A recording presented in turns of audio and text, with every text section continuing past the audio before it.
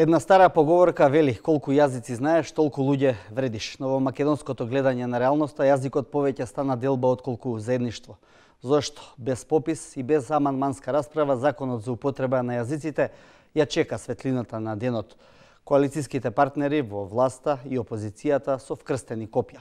Се чека мислењето и од Венецијанската комисија. Дали ќе обстои политичкиот договор за имплементација на законот по европски стандарди? Ќе се смират ли страстите? Дали ќе фрли сенка на препораката на Европската комисија за започнување на преговори за членство во Европската унија? Вечерва во 24 отворено на оваа тема дебатираме со вице-премиерот Бујар Османи. Добро вечер. Добре дојдовте во студиото на телевизија 24. Добро вечер. Драган Данев, координатор на пратеничката група на ВМРО ДПМН. Добра вечер. И за вас. Добро вечер. Петар Атанасов, дел од пратеничката група на Социјалдемократскиот сојуз во парламентот на Република Македонија. Пред да почнеме со дебатата, веста која што туку пристигна и првата оставка, министерска оставка во владата на Зоран Заев. Станува збор за оставка на министерот за правда, која ја обелодени пред некои 15 минути, и во овој момент ја вклучувам од пред владата на Република Македонија нашата Ирена Смилјанска, која што ќе ни ги образложи причините за тоа зошто министерот за правда даде оставка. Ирена?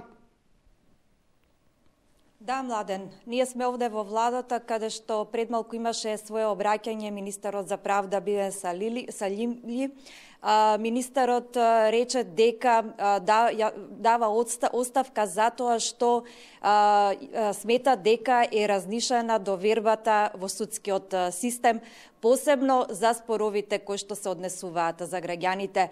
Тој како една од причините за оставката го посочи случајот со 4-годишниот Алмир, случај кој што обвинителството го преквалификува, односно наместо за убиство обвинетиот треба да одговара за сообраќајка. Предлагам да ја погледнеме изјавата на министерот. Кога дадовме свечена заклетва, се обврзавме дека пред се ќе ја вратиме довербата на граѓаните во судскиот систем. Довербата на граѓаните во овој процес е најважна за нас, но и лично за мене како министер за правда. А довербата во судството почна да се враќа преку случаевите Сопот и Монструм. Сепак, во овие моменти, чувствувам дека ова доверба е разнишана во јавноста, но е разнишана и кај мене лично, поради одлуката од пред неколку дена републичкиот јавен обвинител да ја преквалификува обвинението во случајот на малиот Алмир. Оваа контроверзна одлука веќе беше оспорена и од 4 републички јавни обвинители кои за тоа ја информираа и јавноста. Почитувани, судската власт е независна и таква треба и да остане. Но јас, како прв човек на Министерството за правда во владата на Република Македонија, поради ова разнишена доверба, чувствувам морална обврска да дадам оставка од позицијата министер за правда. Не како акт на неуспех, ниту притисок, туку акт кој се надевам ќе биде во правец на подигнување на свеста и вниманието на институциите, но и на целото општество, во правец на безкомпромисните реформи на правосудството. Министерот кој што е сега во оставка рече дека доста направил изминатиот период за реформите во судството, но сепак решил да се повлече од оваа позиција. За утре пред владата е најавен протест кој што е поврзан во врска со овој случај. Останува да видиме дали ова е само дел од само една од оставките или ќе следат и понатаму други оставки во владата на Заев, но исто така и дали можеби почнува веќе најавеното пролетно проветрување. Младен? Ирена Смилјанска во владата ни ги образложи причините за оставката на министерот за правда Билен Салиу. Господин Османи, бевте ли запознати денеска вие со ова што се случи вечерва? Па да, денеска не информираше министерот, претходно не беше разговарано. Меѓутоа, сметам дека е тоа еден висок морален чин на човек кој што смета дека селективната правда е основа за неправда во општеството. Владата изгуби реално голем работник кој што работеше напорно во овој период во делот на планот 369 во запрашањето на правосудството, во подготвување на стратегијата, акциониот план и сите закони кои што се донесоа во меѓувреме. Меѓутоа, навистина, одлуката на обвинителството, колку се обидуваме да не коментираме заради независноста на обвинителството, сепак ја разниша довербата. Мислите дека таа одлука е политизирана? Сега вака накусо да прокоментираме. Четворица републички обвинители од вкупно 10 со писмо излегува дека имало јасни прекршувања на законот во преквалификацијата на обвинението.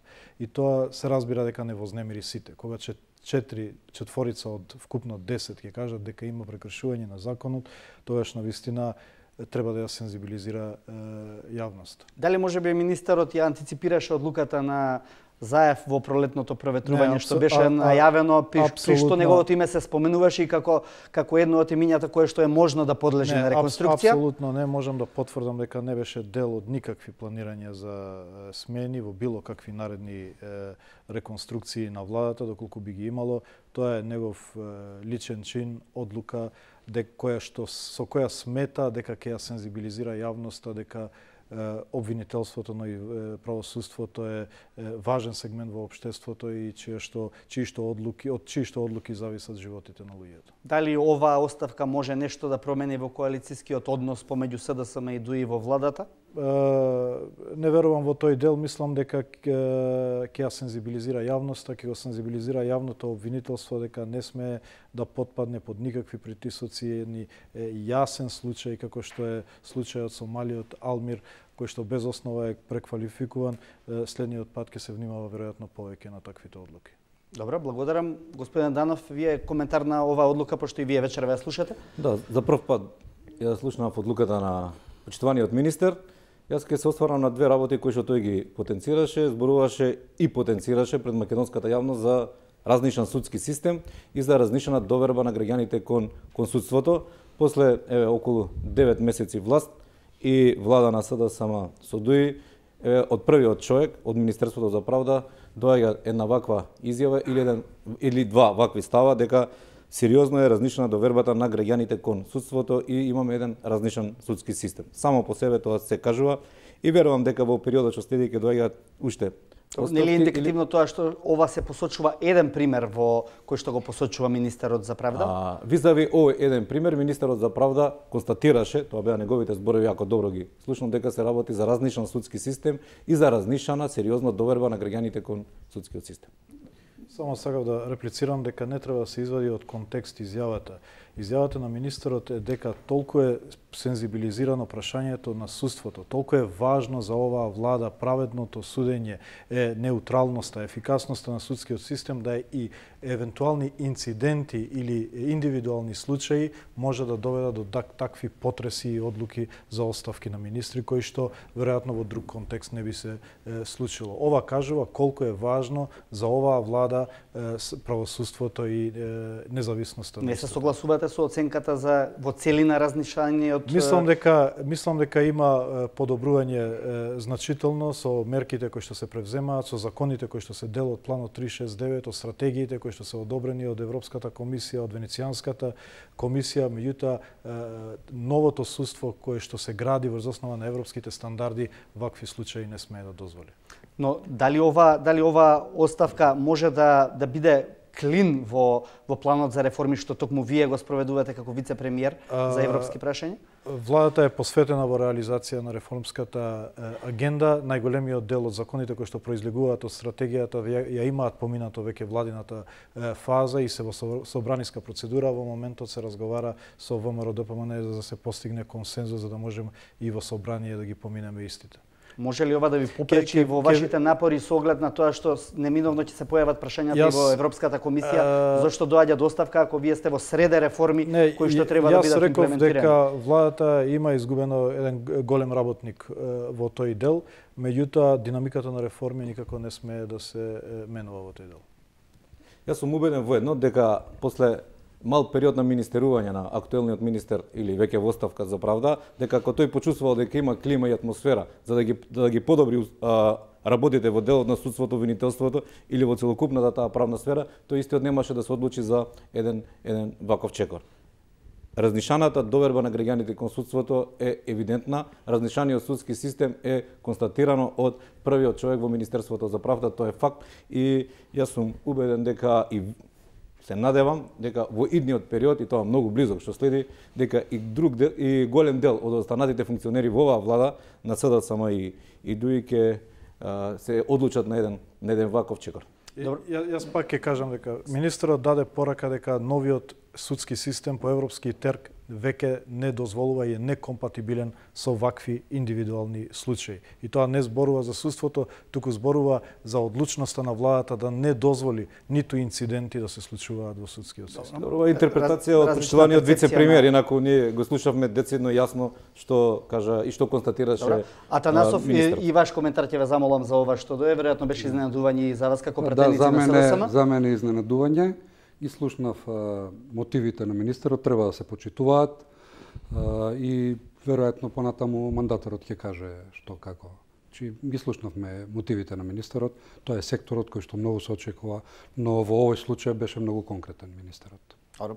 Благодарам. Одиме со темата вечерашна која што ја најавивме, а тоа е законот за јазици и се тоа на што претходеше и што следува по донесувањето на законот. На еден ден до рокот кога претседателот треба да го потпише указот за прогласување на законот, различни толкувања. Ако е се поизвестно дека нема да го потпише, господин Османи, како ќе профункционира новото законско решение?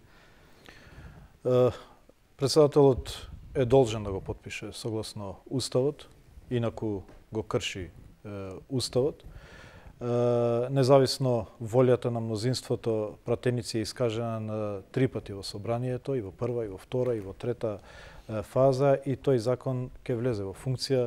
Ние воопшто веќе не размислуваме за тоа како ќе се спроведе процедура за објавување, веќе размислуваме како да создадеме услови за имплементирање на истиот, така да ќе биде прашање на техника која форма ќе се избере за да се објави во службениот весник. Најдобро е претседателот да го почитува Уставот, да го потпише указот. Тоа е волјата на мнозинството на граѓани во Република Македонија, изразена преку 69 пратеници во собранието. Но доколку сепак не го потпише, каква е таа техника или тоа што би се направило, бидејќи веќе имавме еден случај во кој што на контроверзен начин беше донесен законот за јазици, без амандманите на опозицијата, кои воопшто не беа ставени.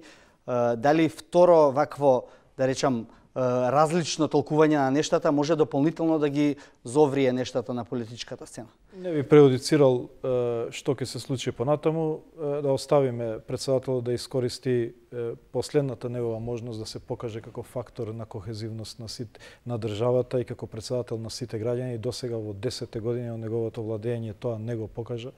Всушност беше фактор на поделба на граѓаните по етничка основа и ја има последната шанса да остане запаметен по тоа што придонел нешто за оваа држава.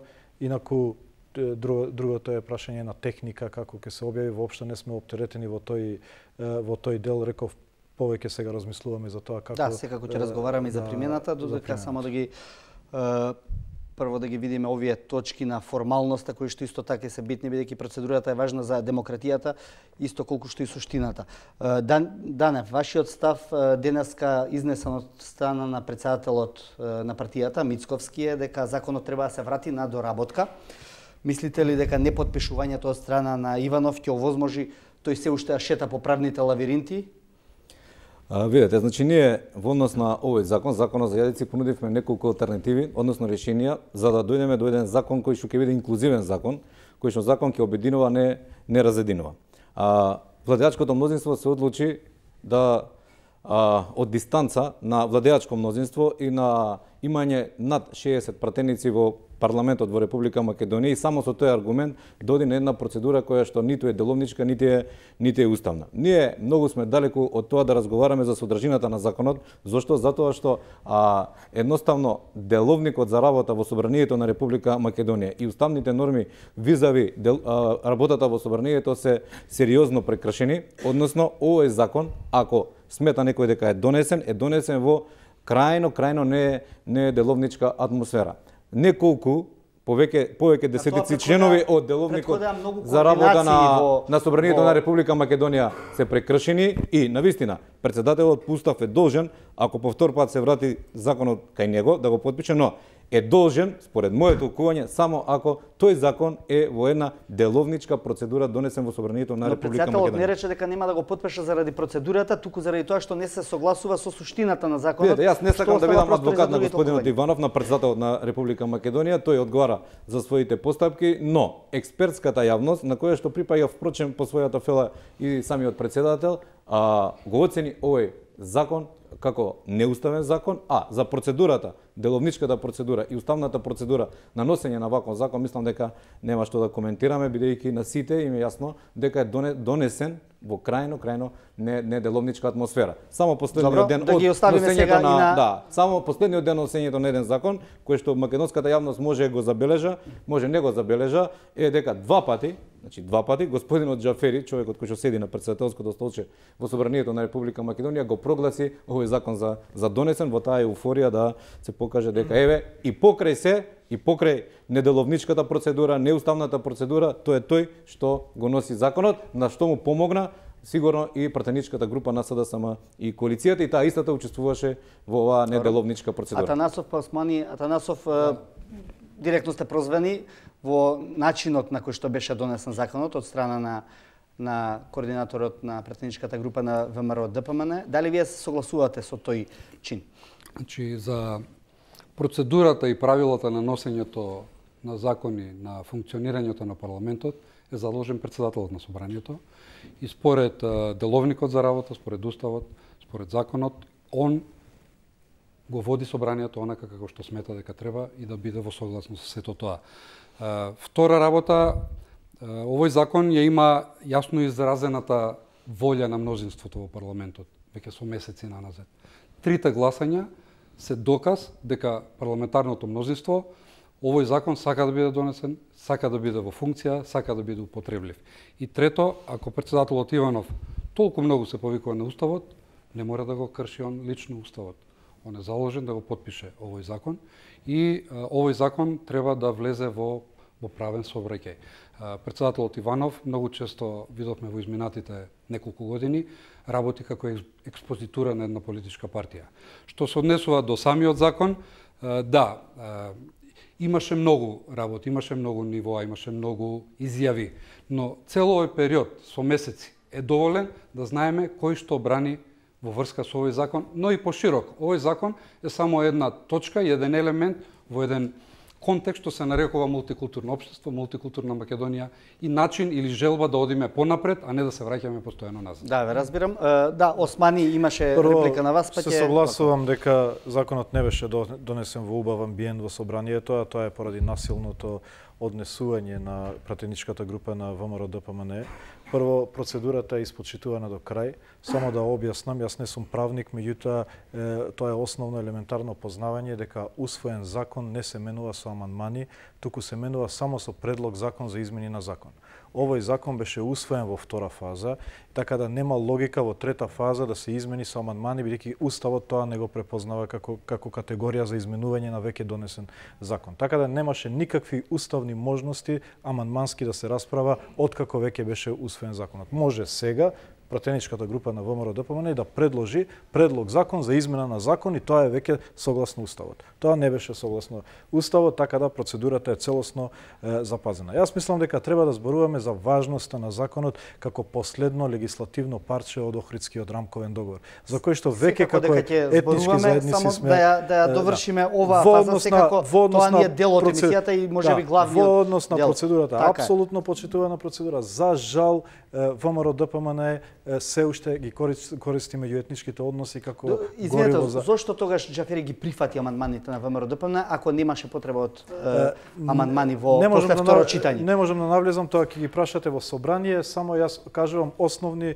елементарни прашања од уставот дека усвоен закон не се менува со амандмани, туку само со предлог закон, зашто еве... Добро, ќе го прочитам ставот на Џафери, само ќе го прочитам ставот за да биде појасно. Според член 164 став 2 од деловникот, според Џафери, вели дека законот поминат во второ читање, пратениците немаат право на амандмани во трето читање.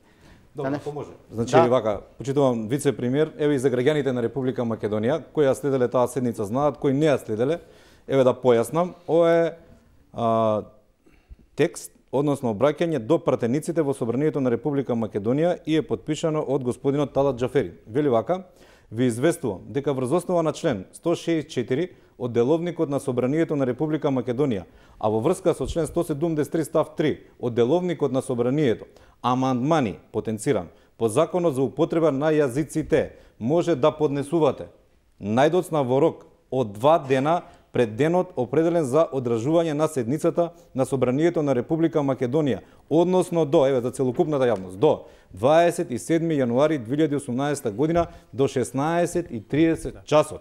Ве подсетувам дека амандманите по овој закон може да поднесувате само во врска со укажувањето на председателот на Република Македонија. По експлицитен пример за ова, дека амандмани може да се поднесуваат и дека господинот Талат Џафери не повикува нас како опозиција, па и сите парламентарци да поднесат амандмани, мислам дека нема. Така да паѓаат во вода сите овие кажувања, ја би рекол и инсинуации од сите страни што доаѓаат дека немаме право или пратениците во трето читање немаат право да поднесуваат амандмани. Амандманите се уредно поднесени, се прифатени од Собранието на Република Македонија и според Деловникот за работа во Собранието на Република Македонија ние или Собранието требаше да ги разгледува овие амандмани. Ова го знае господинот Џафери, ова го знае целокупната експертска јавност. Значи пак ќе кажам, не сум правник, меѓутоа тоа се елементарни познавања, дека во правото постои субординација, дека Уставот е над Деловникот. Да, Деловникот овозможува, меѓутоа Уставот не овозможува. Тој Деловник не е во согласно со Уставот и основните принципи на функционирање на категоријата амандман. Значи, амандман Уставот го препознава само за измена на предлог закон, а не за измена на веќе усвоен закон. Уште еднаш ќе кажам, усвоен закон се изменува само со предлог закон за измена на закон, зашто еве имаат можност пратениците на ВМРО сега да достават предлог закон за измена на закон со сите предлози кои што ги имаа во тие 36.000 амандмани, нека предложат нов закон ако имаат мнозинство и Бадентер плюс ќе го изменат. Така да тука расправата е чиста. Уставот е над сите закони и деловници во државата и тоа треба да се почитува и над председателот Иванов и тој тоа мора да го почитува и да го потпише указот. Да, знам дека ситуацијата е многу јасна и експлицитна. Значи, ако ги слушнете коментарите, и јас не сум правник, на експертите по уставно право, независно од каде доаѓаат и од кои факултети и универзитети доаѓаат, сигурно дека јасно како ден ќе ви биде дека апсолутно процедурата при носењето на овој закон е нарушена. Нити е деловничка, нити е уставна. И затоа мора овој закон да се врати во една деловнички амбиент, односно деловничка процедура, уставна процедура. Уште на првото влегување на овој закон во Собранието на Република Македонија, деловникот и процедурата беа скршени. И беше наметнато европско знаменце, беше ставена во Комисијата за европски прашања, неделовнички, иако во обемот и пописот на работа на Комисијата за политички систем точно стои дека покрај другите одредби што ги разгледува таа Комисија за политички систем е и употребата на јазиците. Но имаше една јасно изразена политичка волја и едно мнозинство за законот. Комисијата за европски прашања. Мислите ли дека ВМРО ДПМН мораше да оди до крај во однос на формирање на таа атмосфера околу законот, при услови на порелаксирани меѓуетнички односи и повторно да ги доведуваме до една ситуација за која што ВМРО ДПМН впрочем многу пати во минатото е обвинуван. Тука е, мислам дека она што се поставува како духот на рамковниот договор, тоа што го спомна господинот Османи. Данев ВМРО ДПМН и јас лично е вако. Само кратко Данев вие сте Атанас. И како човек и како пратеник сум секогаш за унапредување на јазичните права на било која етничка заедница, вклучително еве и албанската етничка заедница. Прво, ВМРО ДПМН докажа дека за тоа има кредибилитет ова да го збори и 2008 година и 2011 година донесе таков закон кој што не беше оспорен од експертската јавност. Така да и сега немаме апсолутно никаков проблем со унапредување на јазичните права на одредена етничка заедница. Но сето тоа мора да биде во склад со Уставот на Република Македонија и во склад со Деловникот за работа во Собранието на Република Македонија. И околу тоа, ако имаме консензус, ние можеме многу брзо да донесеме квалитетен закон, инклузивен закон кој што ќе биде. Но за Уставот не одлучувате, вие одлучува Уставниот суд, господин Наев, така ли? Да, во ред, Уставниот суд ќе ќе имаме ние представка до Уставниот суд и тој Се ќе оцени разбира. уставника. Но деловничката процедура е нарушена и мора тоа ако Република Македонија, а треба да биде значи правна држава, да се коригира. Нарушен е цел концепт на парламентаризам. Веќе една година и гледаме колегите од ВМРО ДПМН како ја рушат комплетно играта. Во носење на закони, во процедури. Сега се сфатиле за еден елемент. Овој закон е закон кој треба да биде поддржан од сите политички партии. Затоа што овој е закон дел од рамковниот договор. Овој е закон за интегративно општество. Овој е закон кој СДСМ го гласаше 2008 година на предлог на ВМРО ДПМН. Ние не правевме ништо посебно 2008 година. Знаевме дека овој закон е потребен на Република Македонија и овој закон треба да се носи без член за казни, ве молам. Овие закони се од суштинска важност за Република Македонија. Ова мултикултурно општество мора да го градиме заедно. Не може предпладне да се колните во права, а попладне да рушите се. Или, поточно кажано, колегите од ВМРО ДПМН или дел од нивните штабови, навечер еве сега спроведуваат некаква правда, се организираат против пратениците на СДСМ и коалицијата. Гледате на што личи Република Македонија во изминатите 4-5 години. Кој ќе го оправда ова насилство спрема пратениците што го гласале овој закон? Па ни е тоа должност да гласаме закони. Јас сум должен да гласам онака како што мислам дека е добро за Република Македонија. Ова што се случува деновија не личи на ништо. Данев, дали овие протести се во организација на ВМРО ДПМН? Ситуација се пратениците од СДСМ затоа што еднаш направиот притисок и господинот Талат Џафери не ја стави оваа точка на дневен ред, не дава дена пред сега да ја стави на дневен ред. Сега им се изврши таков притисок и тие прифатија играта да неделовнички се донесе ваков закон. Јас ви тврдам дека огромен процент од пратеничката група на СДСМ не по своја волја влезе во оваа деловничка игра на господинот Талат Џафери. Не зборувам за содржината на законот, зборувам за процедурата деловничка во Собранискиот дом. Но не се тие ги се дали носат. Дали е тоа оправдание за оние протести што се случуваат пред домовите на пратениците? На протестите, значи никоја работа не се решава со протести или со ваков начин на однесување. Но протестите се право на заканите кои што таму се присутни, тие се проблематични. Протестите се уставно и законско право на граѓаните на Република Македонија. Секое прекршување на законот треба секој што тоа ќе го направи да си сноси соодветна одговорност. Да не заборавиме, за ова треба да имаме исклучително принципиелни ставови. Некој 3-4 години градеше политички кариери, дури и пратенички кариери и кандидати за пратеници станува со тоа што кој повеќе ќе викаше пред домовите на пратениците од ВМРО ДПМН и во Скопје, и во Прилеп, и во останатите градови на Република Македонија. Јас и тогаш и сега овој чин не го оправдувам и мислам дека има посоодветни начини да им се стави до знаење на пратениците кои што учествуваат во една неуставна и неделовничка работа. Дали ВМРО ДПМН стои зад протестите? ВМРО ДПМН не стои зад овие протести и јас тоа го тврдам најодговорно. Овие протести се организирано насилство. Не може овие спонтанно и случајно да се случуваат. Веќе имаме докази, а ќе набавиме уште кој све е вклучен од кој партиски организации и што се обидувал. Но уште еден момент сакам да апострофирам. Какви се тие докази? Па имаме докази, фатена преписка, веќе објавени дека членови на одредени општински организации на ВМРО ДПМН ги организираат овие протести. Ве молам.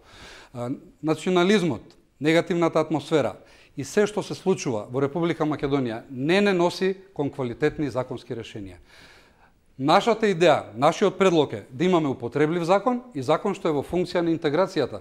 Но вие цело време ако ги плашите граѓаните дека вие сега ќе зборите албански, ќе ве казнуваат, па тоа со месеци се случува. Па ја видовме таа приказна како заврши на 27 април. Цело време закани спрема една политичка структура и сила што сака поинаков концепт да наметне во Република Македонија. Концептот на СДСМ и коалицијата и концептот на ВМРО ДПМН се како црно и бело. Не може вие да кажувате дека многу сакате демократија, многу сакате процедури, а од друга страна да ги плашите граѓаните во Виница, ги плашите дека ќе зборат албански, ги плашите во Делчево дека ќе зборат албански, во Штип ги плашите наставниците дека ќе зборат албански, дека секаде албански ќе се збори. Ве молам, на законот јасно пишува, ова е закон за употреба на јазиците, според она што е подпишано во 2001 година. Само ќе ми дозволите. Значи, дали интеграција и инклузивно општество се гради со казни од 4 до 5.000 евра за употреба на јазиците? И второ, една теза која што ја спомна господинот Атанасов, тој вели во Виница, во Кочани, во Штип нема да се зборува албански. Дали тоа е контратеза на тезата на господинот Ахмети кој што вели дека каде што ќе помине албанец во Република Македонија ќе се зборува албански и официјален јазик ќе биде албанскиот? Треба се договорите во коалицијата. Ако може, прво е срамна дебатата која што ја правите во дневна политика за моето право да го користам мојот јазик во комуникација со институциите. Значи, дали размислувате за што дебатирате? Дебатирате за моето основно човеково право да се обратам на мојот доктор на мој мајчин јазик. Да се обратам во институцијата каде што барам лична карта или пасош, да барам на мој мајчин јазик. И вие тоа го користите сега за да добиете политички поени и да ја консолидирате својата партија. Премногу е сериозно. Јас разбирам, и јас сум политичар и можеби јас сум користел такви теми во дневно-политичките наративи во секојдневната борба за добивање на јавноста. Но немојте меѓуетничките односи. Зар не ја научивме лекцијата дека меѓуетничките односи не е соодветното гориво за тоа? Еднаш ви пукна во рака. Ви пукна во рака и сега ево тоа дереже партијата. Зар не ја научивме лекцијата дека има многу други теми каде што може да се докажуваме која е подобра политичка партија. Ја мобилизирате јавноста, се обидувате да го мобилизирате членството, кажувајќи дека јас, Бујар Османи, не смеам да го користам мојот јазик или пак вас ви загрозувам некое ваше право користејќи го моето основно човеково право. Зар не ви е незгодно да правите политичка дебата за тоа? Бујар Османи, непријатно да свесно го кршите или вашата политичка опција влегува во игра на кршење на уставот и на деловникот за работа? Законите во собранието... Дали тоа е срамно или не е срамно? Дали ја слушате експертската јавност во Република Македонија? Експерти признати во светот, не во Македонија. Еве дозволете, ама сега... Законите во собранието се носат со мнозинство од пратениците. Значи, ако имате мнозинство, може све да правите во собранието. 3 пати мнозинството... Може деловник да нема, закон за собрание да не постои, уставот да е нешто сосема на страна.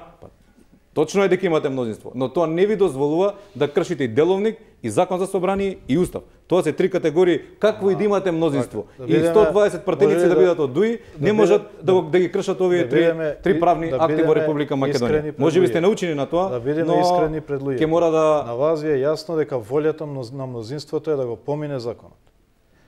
Вас ви е тоа потребно за да ради внатрешно политички потреби во партијата. Јас ви укажувам најпријателски, бидејќи сметам дека е историско време за државата каде што ни е потребен историски консензус по однос на одредени прашања за да ја искористиме годината. Дека не е тоа темата. Погрешен ви е наративот. Најдете друга тема за мобилизација на членството, немојте меѓуетничките односи. Немојте за моето основно право да комуницирам. Премногу ми е сензитивно. Ме боли кога слушам како вие политички, партиски дебатирате за моето човеково право. Дебатираме за уставот и законот и деловникот на мојата и твојата Македонија. Значи разговараме за кршење на устав, свесно кршење на устав и особено на деловник за работа во собранието на Република Македонија. Ваше е да го поминете законот. Ве молам, дали може една минута?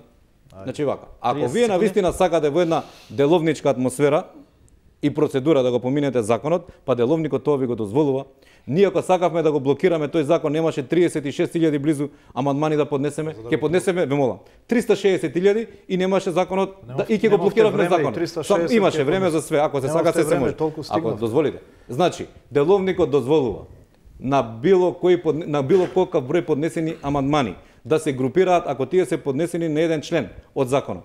Значи 32 до 3000 амандмани можете да ги групирате и една дискусија од 3 минути да има по тие амандмани и да се гласа, но пратениците од СДСМ не сакаат да влезат во гласање и кршење на деловник и на устав 36.000 пати. Тоа беше проблемот. И со една математичка операција ќе дојдевте дека ви требаат едно 30 до 40 дена да го проедете овој закон во една деловничка атмосфера уставно загарантирана. Сакавте, да, значи сакавте да демонстрирате сила и силата на парламентарното мнозинство за вас е и уставна категорија, и законска категорија, и деловничка категорија.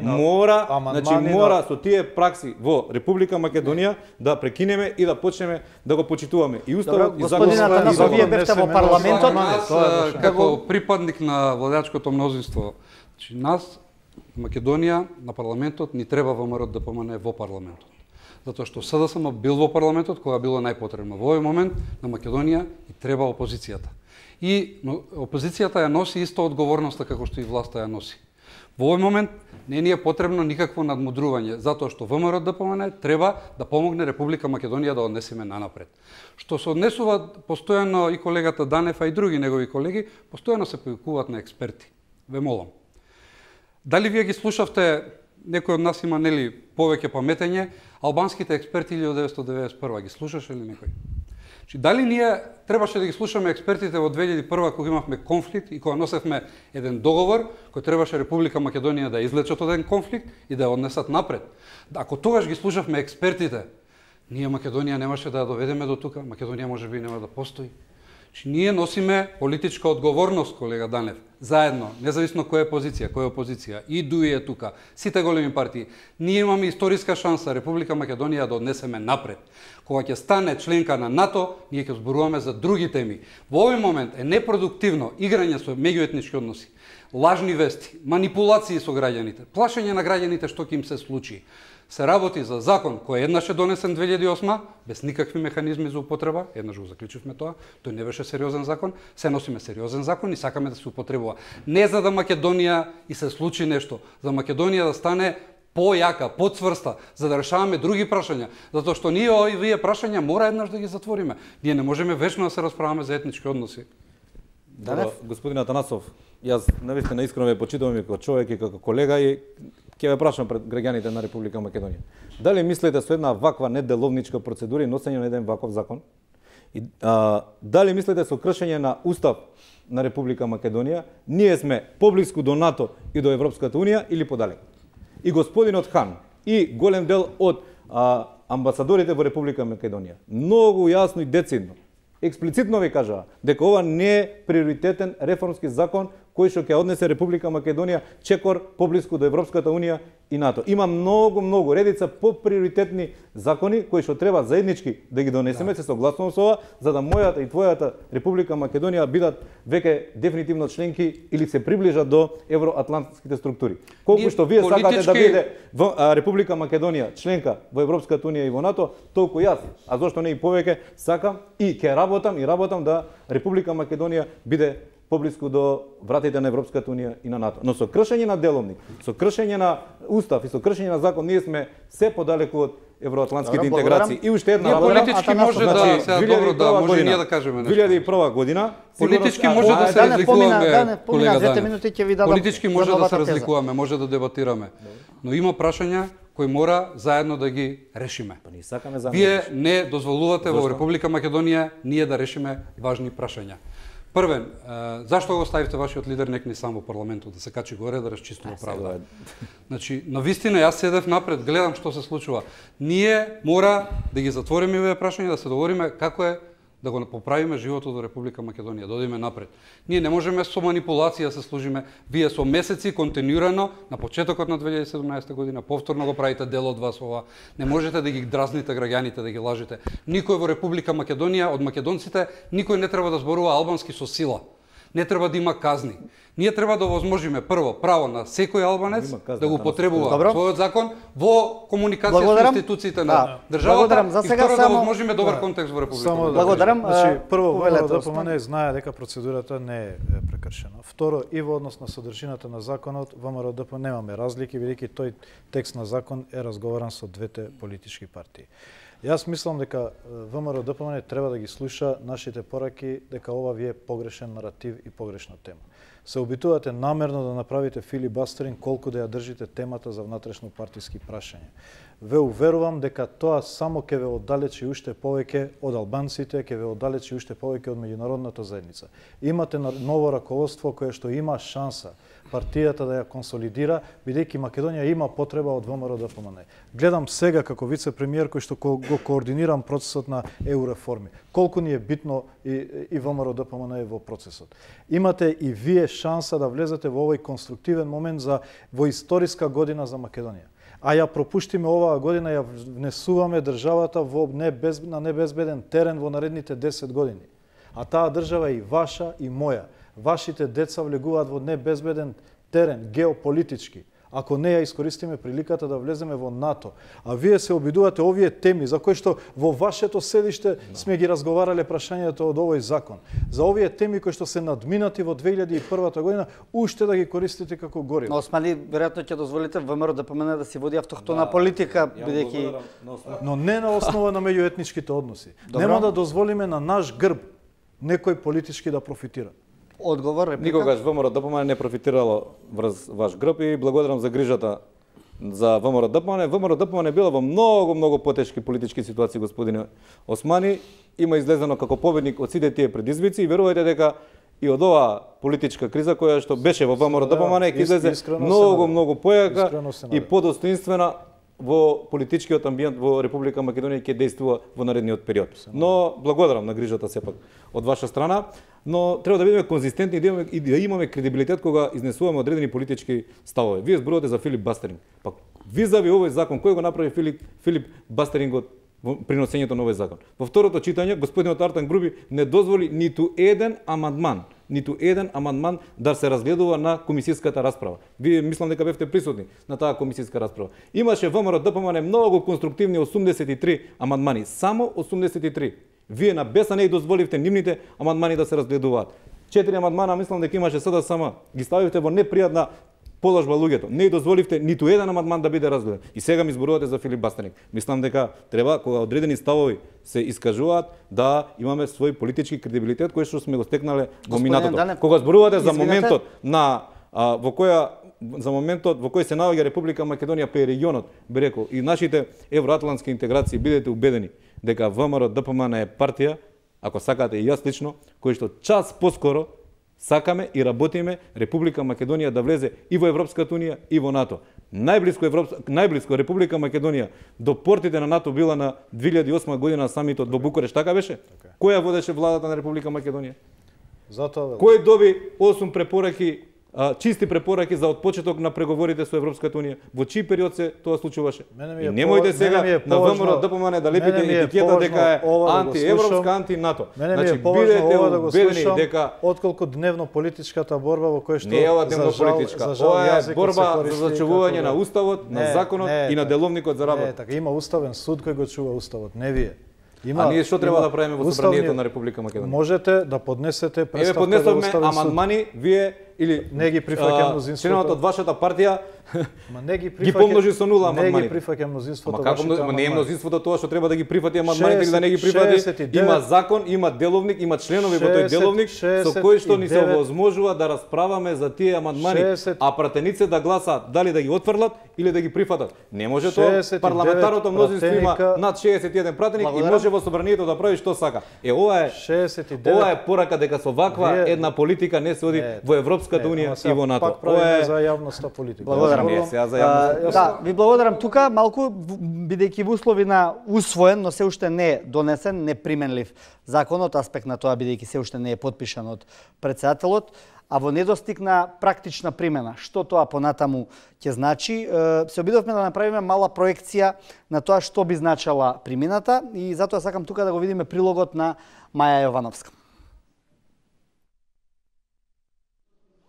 Кога законот за употреба на јазици ќе стапи на сила, албанскиот јазик ќе добие проширена употреба. Покрај македонскиот, во сите државни институции службен јазик станува и албанскиот. Во сите органи на државната власт, централни институции, јавни предпријатија, агенции, дирекции, установи, организации, комисии, службен јазик покрај македонскиот ќе биде и албанскиот. Во собранието албанскиот јазик е втор службен јазик веќе неколку години. Пратениците на седниците на комисиите зборуваат на нивниот мајчин јазик. Сите соопштенија и закони одамна се објавуваат на двата јазици. Но она што сега ќе биде новина е дека претседавачот со седницата, во случајот спикерот Талат Џафери, седницата ќе ја води на албански јазик. Истото важи за седниците на комисиите во парламентот. Со новиот закон истата ситуација ќе се преслика и во владата. Во законот пишува дека кога со седниците на владата, комисиите или генералниот колегиум претседава функционер албанец, тогаш тој ќе ги води на албански јазик. Например, ако со седницата на владата претседава вице-премиерот Бујар Османи, тој ќе зборува на албански јазик.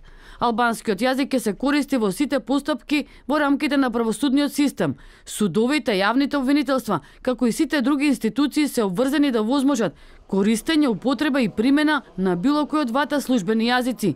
За разлика од институциите на централната власт, во општините ситуацијата е поинаква. За употребата на јазиците и писмата на кои зборуваат помалку од 20% од граѓаните во единиците на локалната самоуправа, одлучуваат органите на единиците на локалната самоуправа. Тоа практично значи дека ако еден граѓанин албанец од општина Кавадарци бара да му се издаде документ, тогаш тој може да се обрати и писмено и усно на својот мајчин јазик и органот ќе треба писмено да му одговори на неговиот јазик.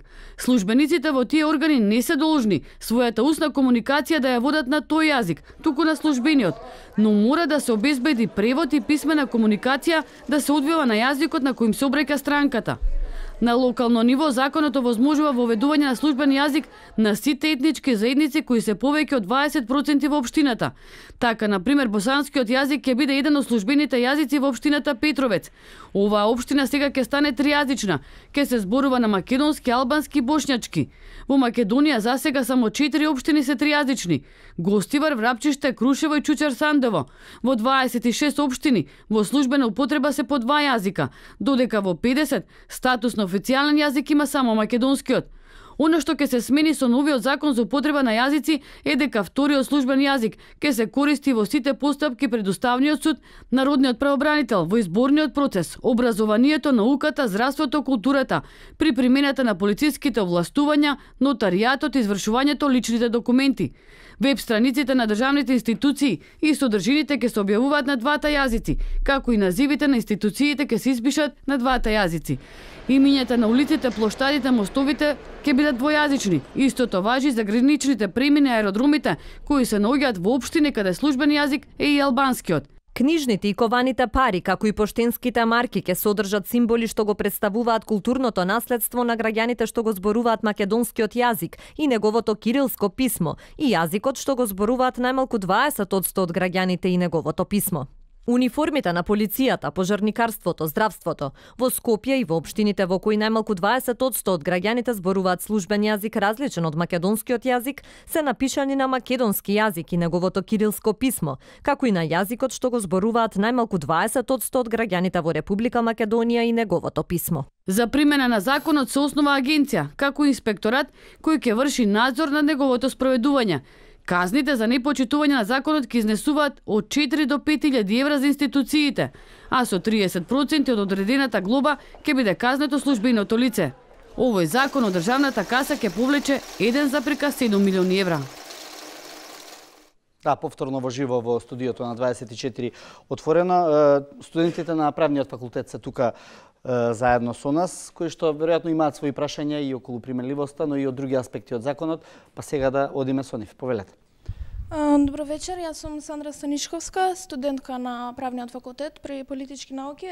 Моето прашање е што точно ќе бидат врските на институциите за користење и употреба на примените и примена на службениот јазик, на службените јазици. Добро, институциите, тука имаме повеќе нивоа на институции, се разбира.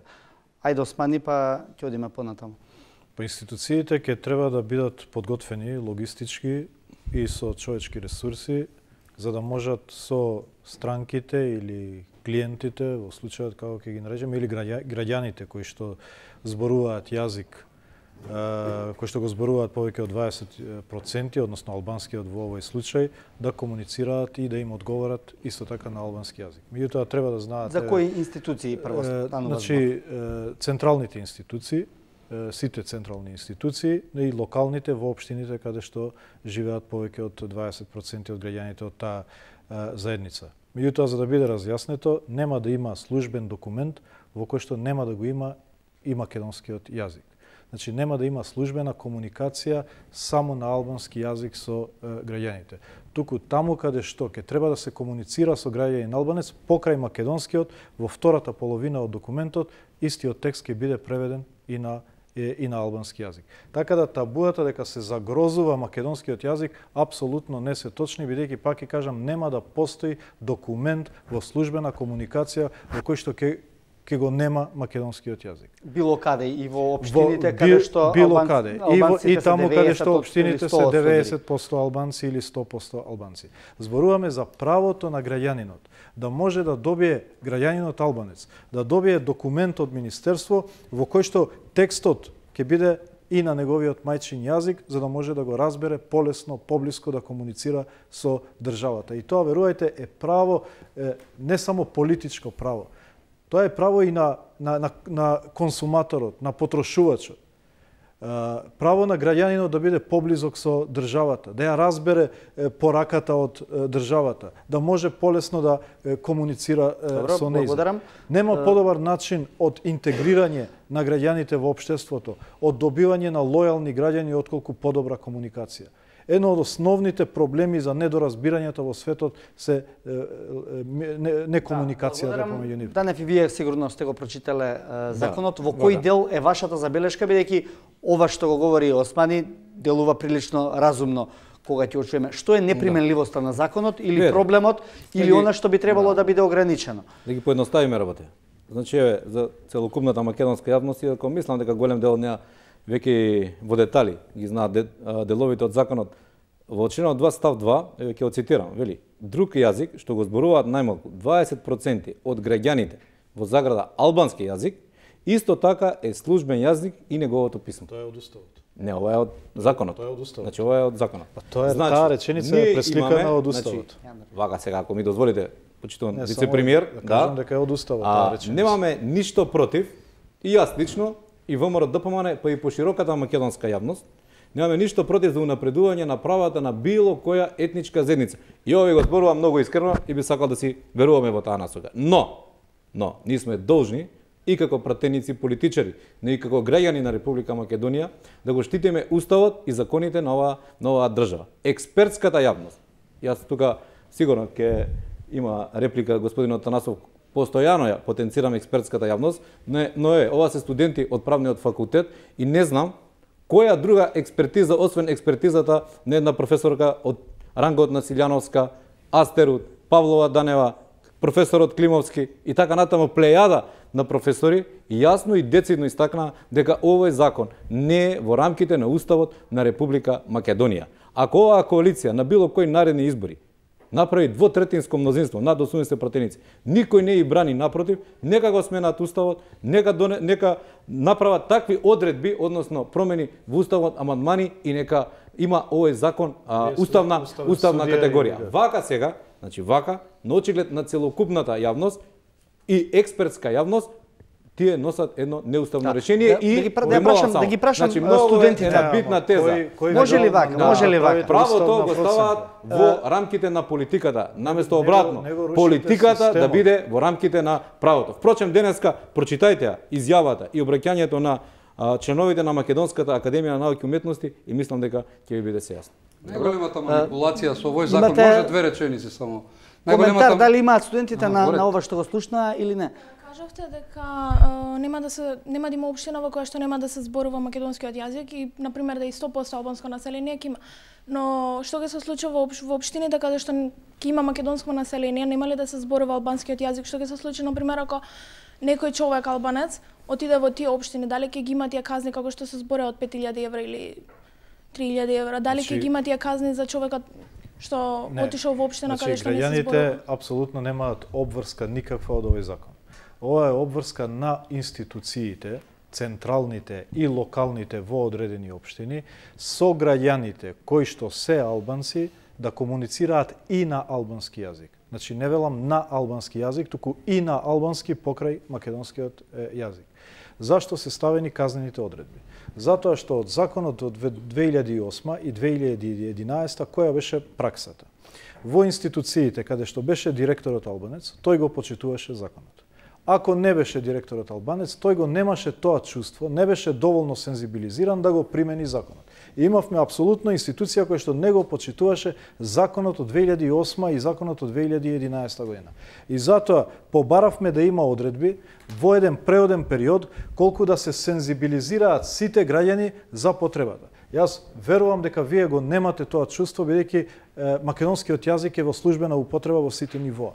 И не можете да не разберете нас албанците за нашата потреба да можеме да комуницираме со но државата прашањето и на на јазикот пример е на кој многу што практично. го Ако во општина Берово дојде човек албанец и побара да зборува на албански, а таму нема човек преведувач.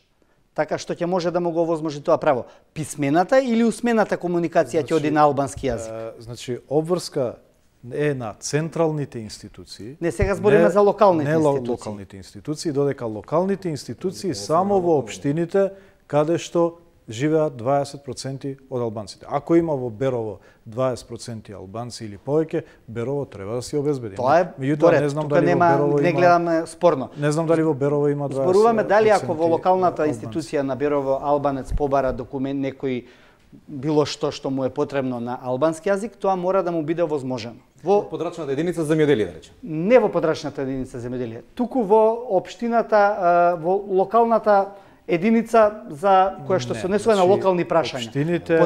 Општините. Првото, а второ ќе биде ова прашање. Општинските институции во општините каде што не се 20% албанци немаат обврска да го користат во службена употреба албанскиот јазик. А доколку е подрачна единица на Министерство за земјоделство, например, не сите подрачни единици, туку некои подрачни единици. Пример, подрачна единица на едно министерство во Штип го покрива и Липково. Липково е 100% албанско население. И така е напишано во законот да тие подрачни единици кои што покриваат регион во кој што има општини со албанско население да имаат потреба од службена комуникација и на албански јазик. Меѓутоа се само некои подрачни единици, не сите подрачни единици. Значи законот е практичен. Законот е да им овозможи, уште еднаш кажувам, на граѓаните да можат да ја разберат државата. Не можете да добиете лојални граѓани ако ја не ја разбираат државата. Добро. Затоа викам дека ова е кохезивен фактор кој што ги прави граѓаните, го ја прави државата поунитарна, ги прави граѓаните посплотени во подобра комуникација. Не, ајде уште малку околу примеливоста ме интересира, бидејќи прашањата во јавноста се поставени на многу институции високо во ниво. комуникација, например, во судството, во законот вели, доколку една од странките е албанец, тогаш целата комуникација ќе биде и на албански. Доколку ниту судијата, ниту адвокатот, ниту обвинетиот, ниту сведокот не е ниеден од нив албанец. Според законот, целата комуникација е само на македонски. Доколку една од овие страни во комуникацијата е албанец, тогаш таа комуникација е должна да биде и на албански, за да може тој обвинет, тој судија да може да го комуницира и јазикот. Значи, целосна практичен концепт кој што нема врска со политичките тези за рушење на македонскиот јазик, за рушење на унитарноста на државата. Затоа велам, едно основно човеково право на својот сограѓанин, верувам на комшијата на господинот Данев, он го користи тоа право за да може да стане пратеник или пак да добие повеќе пратенички места. Тоа ме боли. Како јас да користам правото на идентитетот за прашањето на името, кој што знам дека е толку сензитивно за македонците, јас да го користам во мојата политичка агенда, затоа што како албанец не ми е важно како ќе се викаат македонците, и јас тоа го користам во мојата политичка дискусија. Каде ја гледате вие непримеливоста во ова што зборуваме во суштината? Колку што за тебе е важно како се вика твојот јазик или пак твојата националност. Ако не се разбереме еден со друг, ако не сочувствуваме еден кон друг, каде ја носиме државата? Затоа велам дека имаме историска шанса да се сплотиме, го затвараме рамковниот договор. Немаме етнички теми веќе. Само имплементација на истите. Сега предизвиците ни се заеднички. На младите албанци предизвиците ќе им бидат заеднички, да влеземе во НАТО, повеќе работни места, развој на економијата. Добро, Данев, повелете. Истова реторика слушавме и 2008 година и 2011 година, но тоа е проблем на Демократската унија за интеграција и конкретно е господинот. Неверојатно и на тогашниот коалиционен партнер ВМРО ДПМН. Да, во ред. Значи, мислењето на огромното мнозинство, бидејќи зборувавте постојано, во ред, нема проблем. Постојано зборувавте за албанците, јас ќе зборувам оце и за македонците. Огромното мнозинство на македонци смета дека ова е закон с кој што ќе внесе во македонското општество поделба, а не одредена инклузивност. Ги манипулирале. Дозволете, не ги манипулирам. Значи тоа е нивно чувство и тие се доволно политички едуцирани да знаат што носи носење на еден ваков неуставен закон, особено во една ваква неделовничка атмосфера. И мислењето е дека перцепцијата дека Република Македонија се движи кон една јазична федерација. Бидејќи во овој закон на ниту едно место нема спомнато ниту еден друг јазик на другите етнички заедници. Ги нема бошњачкиот јазик, го нема турскиот јазик, го нема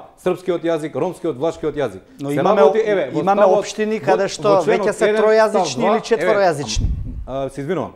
Членот 1 став 2 точно кажува, во заграда се пишува само албански јазик и никој друг јазик. Тоа бидејќи на целата територија. Ве молам, значи навистина треба да имаме одреден кредибилитет кој што сме го стекнале за да збориме и да изнесуваме тези пред граѓаните на Република Македонија. И јас верувам дека господинот Бујар Османи стимулира и сака искрен соживот и помеѓу македонците и албанците и помеѓу другите етнички заедници. Ако е тоа така, зошто општината Чаир, која што е раководена од Дуи, не знам, со децении веќе, веб страната не е и на македонски и на албански, туку е само на албански јазик. Зошто во општина Тетово, која што 100 години е раководен или градоначалник е од Демократската унија за интеграција, се извинувам, од 26-7 раководни места, само две се сега ќе има ли казни и за општините каде што доминантно албанско население, а градоначалник или некој друг не го почитува нашите сограѓани македонци во Гостивар и во Тетово како се пременуваат одредбите од одредени закони кои што ги тангираат нивните и јазични права и други граѓански права. Така да, за љубов, како што велат, граѓаните треба двајца. Не може се сложувам. Се сложувам дека имаше отпор кај албанската заедница заради тоа чувство дека некој има отпор кон нивниот јазик. Тоа се случуваше и го земам примерот на знамето.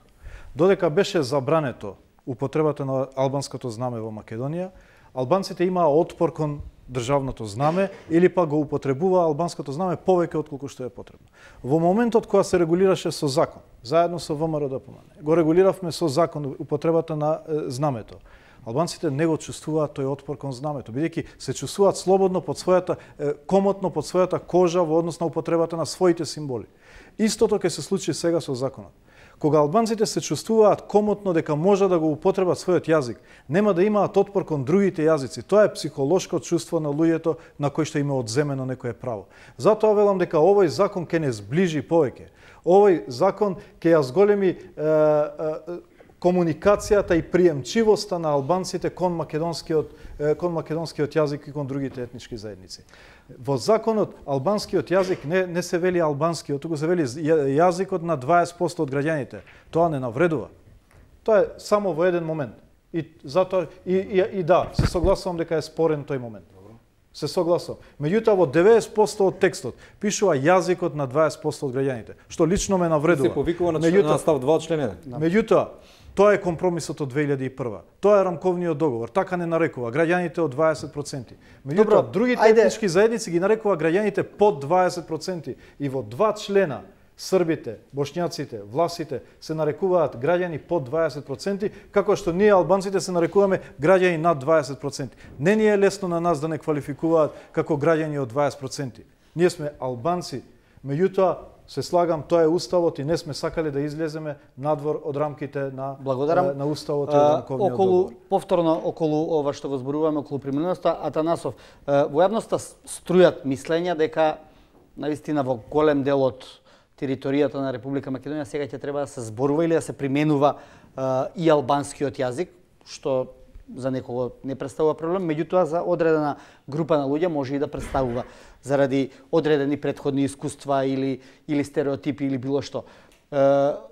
Околу кога го носевте законот, се водевте ли сметка или грижа за тоа да не биде како категорија која што е иманентна или која што е обврзувачка за граѓаните? Да, убав момент апострофиравте. Нашата примарна задача беше на граѓаните албанци да им овозможиме да може да го потребуваат овој закон секаде каде што имаат контакт со институциите на државата. И верувајте дека тоа не е антидемократски чин. Тоа е во согласност со сите светски права и стандарди. Колку ќе се употребува? Како? Чи мора да има право на избор. Правото на избор е човеково право.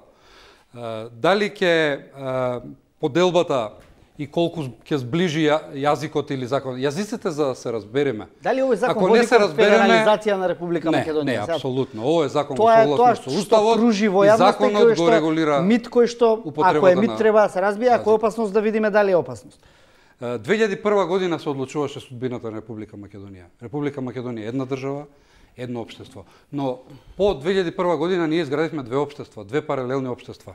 Ние сите овозможивме нашите деца, македонци и албанци, да растат во две различни општества. И до каде стигнавме, сега со пишани правила, да можеме да ги регулираме нашите односи меѓусебно. Ние треба да гледаме малку понапред. Точно е она што вице-премиерот го кажа, че кога ние ќе се разбереме, лојалноста спрема државата ќе си ги регулира правилата. Наша интенција беше да дадеме можност, не иманентно или императивно да мора некој да користи нешто. Веројатно, ако некој еве од практични причини, вие се обидувате 2-3 практични прашања. Ако од практични причини, јас сум албанец, било каде, ако сакам да подадам документ, а немам услови или очекувам дека за 3 месеци тоа ќе биде завршено, па јас сигурно дека ќе го потребам јазикот на кој сакам за еден ден да ја завршам работата. Но токму тоа е и обврската на државата, да може да оваа употреба на јазикот да ја дозволи оноку колку што може. Апсолутно не се точни ниту разговорите дека со ова Република Македонија не знам што ќе се случи, не знам што ќе доживее. Нашите лидери на големите партии во 2001 година ова го потпишаа. Мене ми е жал што ова прашање не се затвори 2004 година, 2008 година, иако имавме обид. Еве да се обидеме сега ова прашање да го затвориме и дајте да работиме на прашања кои граѓаните навистина ги интересираат. Данев, во однос на тоа што е спорно во однос на користењето на македонскиот јазик, бидејќи тука е главната опасност која што и па и вие како партија ја лиферувате во јавноста. Не сакам да дискутирам за содржината на законот, затоа што самиот закон е донесен во една... Ќе се вратиме на процедурата, но имаме закон кој што е донесен. Несоодветна процедура и неделовничка процедура. Уште еднаш кон крајот. И нема апсолутно никакво правно дејство, бидејќи визави ова председателот на Република Македонија по втор пат го нема подпишан указот за овој закон. Така да, ќе ја замолам вие направивте амандмани не заради процедурата, вие направивте амандмани заради тоа што не ви се допаѓа законот. Направивме амандмани. Зошто не ви се допаѓа законот? Добро, уште еднаш да ги повикаме владеачкото мнозинство и СДСМ и ДУИ и другите парламентарни партии, ако сакате и пошироката експертска јавност, да се седне на маса и трезвено, разумно, во рамките на Уставот и законите на Република Македонија, да се донесе закон кој што ќе биде инклузивен и што ќе ги подобри во крајна мера јазичните права и на албанската етничка заедница, но и на сите други етнички заедници. Ова е поразително за Република Македонија, за целокупното општество. 2018 година, во 21 век, ние уште да расправаме за одредени јазични права. Ние треба месеци по се договара... Можам да сватам дека суштината на законот вам не ви пречи. Се договара ДУИ и СДСМ за секоја запирка, точка, две точки во законот и со 14 номотехнички грешки. Донесен е така како што е донесен, тоа е предложен така што е предложен. Ние треба да расправаме, почитуван Чадиковски, за отварање на нови работни места, за инвестиции во образование, за инвестиции во здравство. Дали ви пречи суштината и духот на законот, еве? Духот на законот апсолутно не ми пречи. Апсолутно. И не само за албанската етничка заедница, за сите етнички заедници и за сите граѓани во Република Македонија да се унапредат јазичните права. Добро, но сето тоа се извинувам. Ако е тоа така, тогаш Османи и Атанасов, зошто доколку ВМРО ДПМН имаше волја и го поддржува духот на законот, зошто мораше да се брза толку? И зошто мораше да биде новина? Ако е ова така како што вели господинот Данев. Вака. Законот прво е усогласен со ВМРО ДПМН, па после тоа со СДСМ. Значи, мораме да бидеме тука на чисто. Пробано е со ВМРО сите можни варијанти. И групирање на амандмани, и обидување за убедување. Им требаше овој момент за политичка тема. Затоа велам дека е погрешно избрана политичка тема. Апсолутно законот не загрозува никаква вредност на македонците, ниту некакво право, ниту унитарноста на државата. Едноставно дава можност на втората поголемина етничка заедница да го користи својот јазик во комуникација со државата. Се согласувам со вас дека е срамно во 21 век да разговараме уште за јазичните бариери. Меѓутоа, еве, тоа се проблемите на Република Македонија. Мислам дека е јасна ситуацијата, јасно име и на ВМРО ДПМН. Сега да се концентрираме на тоа како да го ставиме во функција на законот, како да ги зближиме граѓаните да може да комуницираат едни со други. Другите прашања се веќе надминати. Сега да се концентрираме на НАТО, на Европска унија и на економијата. Тоа се следните заеднички предизвици на македонците и на албанците. Ама представниците од Европската унија зборуваат и праќаат пораки дека со реформите тешко ни оди и дека овој закон не е во приоритетните реформски закони за Република Македонија. Амбасадорите тоа го кажа господинот Хан, еве пред некој ден амбасадорот на Франција, една значајна членка на Европската унија, ви кажа јасно и гласно дека имате проблем со процедурата на носење на ваков закон. Не е точно. Не е точно и тоа дека со ВМРО-ДПМН сте ги усогласили сите работи во однос визави овој закон, како што сте ги направиле со СДСМ, но вие користите емисијата и тоа го истакнувате. Делот амбасадорите изразија, ние ќе имавме влада. Атанасов, повелете. Делот амбасадорите изразија загриженост во однос на воопшто на законот. Законот е дел од реформските приоритети, па го има во планот 369. Дека ова е прашање од Охридскиот рамков договор и дека е приоритет за Република Македонија. Мислам, апсолутно ниту една манипулација во врска со дали треба, не треба закон, не држи. Не држи. Едноставно е дел од приоритетите и можеби загриженоста на некои од амбасадорите се во однос на она што се случува, еве гледате во Република Македонија. Ние никако да отидеме малку понапред од тие планови и тие евроинтеграции. Ке мора на тоа да поработиме. Ајде малку и студентите повторно да се вклучат. Повелете, представете се. Добар вечер, јас сум Цветковски Никола, студент на политички студии. Имам две прашања. Првото сакам да го насочам кон сите присутни. 27 април 2018 ни се случува крвав четврток. 14 март 2018 ни се случува непочитување на демократски процедури. На првиот настан во Скопје присутен Хојт Ли, високо рангиран американски дипломат. Вториот настан во Скопје присутен Вес Мичел, исто така високо рангиран американски дипломат. Па затоа ме интересира како секој од вас ја оценува посетата на овие двајца дипломати баш во вакви историски моменти. Све што добро и се случило на оваа држава од првиот ден е со помош на Соединетите Американски држави и Европската унија. Буквално оваа држава постои на темелите на инвестицијата што е направена од меѓународната заедница, но и од нашата заедничка инвестиција внатре да изградиме мултикултурна и мултирелигиозна функционална држава. Секоја посета на американските представници е за да и помогне и да ја олесни на оваа држава. Така беше во 90-тите, така беше во 2001, така беше и сега. Македонија нема друга алтернатива освен САД и Европската унија. Секоја друга алтернатива за Република Македонија е погубна. Ке има тенденции во иднина да се користат вакви теми, посебно кај да се убедат младите дека има некаква друга алтернатива. Верувајте дека нашите вредности се идентични со вредностите на Западот, на САД и на ЕУ. Затоа таквите ставови се дел, ако мислевте дека нивното присуство е поврзано со некакви инциденти, тоа се дел од конспиративни теории кои што ги наметнуваат луѓето што сакат Македонија да ја тргнат од перспективата кон НАТО и Европската унија. Секоја друга алтернатива е погубна. САД е искрен и стратешки партнер на Република Македонија и изминатите 2 децении докажаа во многу историски моменти дека навистина стојат зад целовитоста на Република Македонија, зад интегритетот на Република Македонија. Особено тоа беше изразено 2001 година и верувам дека сите нивни напори се искрени да Република Македонија и во сите нивни изјави всушност дека Република Македонија треба што поскоро да стане членка на НАТО за да ја обезбеди својата сигурност и иднина. И неколку држави од Европската унија сигурно искрено не поддржуваат, но пред се САД се истакна во овие 2 децении. И мислам дека навистина се стратешки искрен пријател. Благодарам, Данев. Да, добро, ова е исто во кое што имаме директно со студенти. Да, сериозен консензус сите политички партии. Јас можам да зборувам од името на ВМРО-ДПМН, па и од мое лично име, значи Соединетите Американски држави и Европската унија се искрени пријатели на оваа држава и имаме искрени намери да се приближиме и кон Европската унија и да станеме полноправна членка на НАТО алијансата. 2008 година со Соединетите Американски држави, владата на ВМРО-ДПМН и ДОИ, мислам, беше или ДПА, потпиша договор за стратешко партнерство.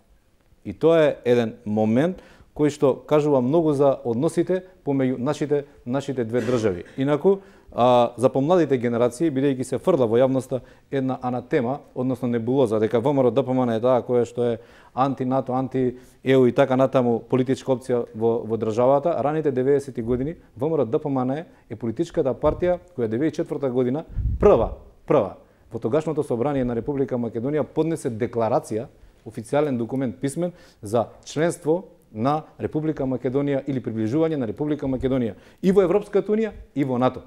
Тие времења беа многу различни од овие што се сега, но ВМРО ДПМН имаше и визија, но имаше и храброст и мотив да ја поднесе таа декларација. 2008 година точно ВМРО ДПМН ја подпиша тој договор за стратешко партнерство со Соединетите американски држави, после неуспехот кога Америка сакаше како некаква утешна награда да подпише тој договор. Неутешна, сепак ние знаеме, сведоци бевме на тој настан, отприлике знаеме што беше виновна тогашната влада на ВМРО ДПМН и ДУИ или тоа е друго прашање. Само уште еден момент да кажам. Независноста до денеска, милиарда долари директна странска помош од Соединетите американски држави сме имале. Не сме имале од некоја друга држава таква помош од тој тип никогаш. Повелете. Океј, второто прашање ми е за пратеникот од Социјалдемократскиот сојуз. Што мислите како ќе се развива или каква разрешница би имала конституционалната криза која што беше предизвикана со донесувањето на законот за албански јазик и што ќе се случи ако Венецијанската комисија го оцени законот како противуставен? Вака, два моменти. Прво, СДСМ и коалицијата смета дека овој е уставен закон и дека е во согласно со законот регулирана употребата на СОСЕМа, ги почитуваме амандманите од 2001 година и сметаме дека е овој закон во согласност со уставот. Владин договор или на ниво на влада е дека откако бидејќи е чувствителен законот, откако ќе се усвои законот, да се даде законот на Венецијанската комисија и ќе го почитуваме мислењето на Венецијанската комисија, се што ќе кажат, ќе го разгледаме, тука сме коалиционите партнери, ќе видиме што е тоа што не е добро и се надеваме дека тој диалог и тие препораки ќе ги почитуваме, но тоа е влезено и во документот 369, така пишува дека по донесувањето на законот, по завршувањето на сите овие процедури, ќе се даде на Венецијанска комисија и ќе ги почитуваме тие правила. И сметам дека нема никаква потреба од уставна криза. И мислиме дека ова сето тоа еден ден убаво ќе заврши. Но секако ако сите помалку вложиме, ако секој го гледа интересот и иднината на Република Македонија. Благодарам, Данев, сакаш? Да, сакам да се надобрзам на господинот Атанасов. Наше едно барање беше и пред да влезе во оваа процедура, значи овој закон за јазиците, да се даде на Венецијанската комисија и проценка на пред да влезе. Пред да влезе, да, во собраниска процедура или во тек на собраниската процедура да се даде. Од кои причини, од кои мотиви парламентарното мнозинство не го даде овој закон на Венецијанската комисија, само тие се знаат, бидејќи во голема мера ќе олеснеше работата на или не знам, деловничката процедура во собранискиот дом визави носењето на овој закон. Врската на владата, имаме представник на владата, значи може слободно зашто не отиде пред усвојувањето? Секојаш законите по усвојување се носат или во уставен суд или на проценка.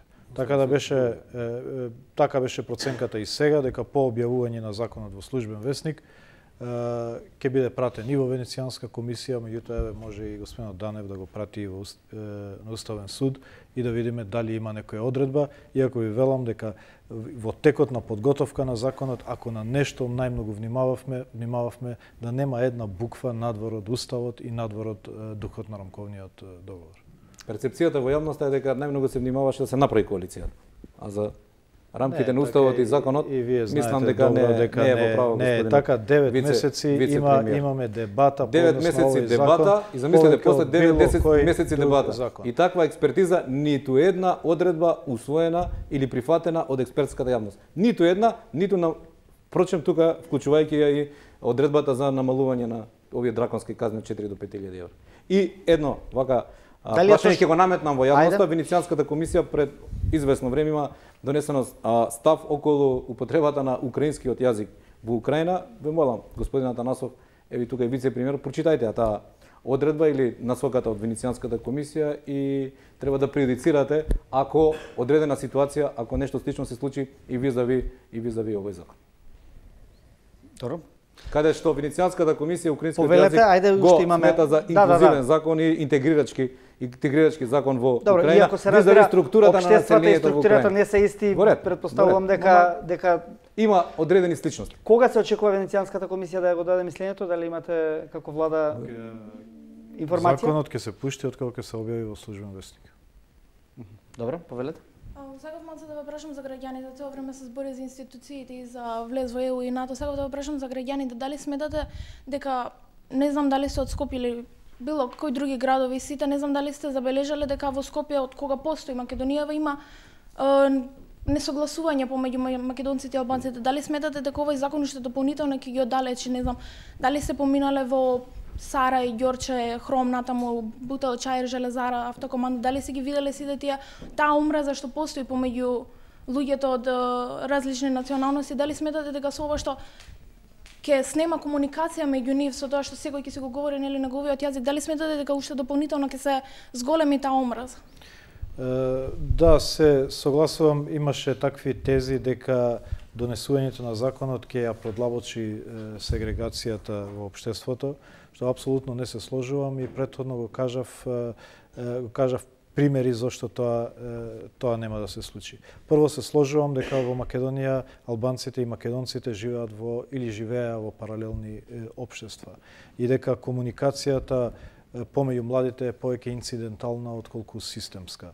И дека фактот рамковниот договор преку правичната застапеност всушност ги создаде првите мостови на комуникација. 2001 кога беше донесен рамковниот договор, само 0,1% албанци имаше во администрацијата.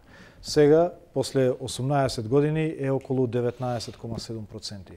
Тие 19,7% албанци добија можност да работат во иста канцеларија со македонците. Прв пат добија можност физички да комуницираат, да станат пријатели, да се здружуваат преку семејствата, децата и така натаму.